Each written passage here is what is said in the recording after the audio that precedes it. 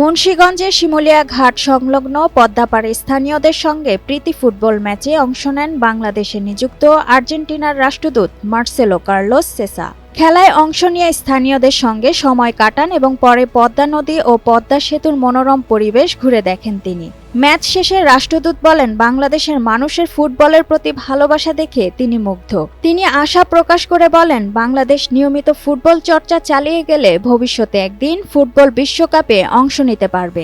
অনুষ্ঠানে মুন্সিগঞ্জ ৩ আসনের সংসদ সদস্য মোহাম্মদ কামরুজ্জামান রতন, স্থানীয় ফুটবল প্রেমী ও আর্জেন্টিনা দলের অসংখ্য সমর্থক উপস্থিত ছিলেন। প্রীতি ম্যাচ শেষে শিমুলিয়া ঘাট এলাকায় উৎসবমুখর পরিবেশের সৃষ্টি হয়। I hope Bangladeshi people will keep playing football and getting better. And someday I want to see the Bangladeshi national team in the World Cup. Inshallah.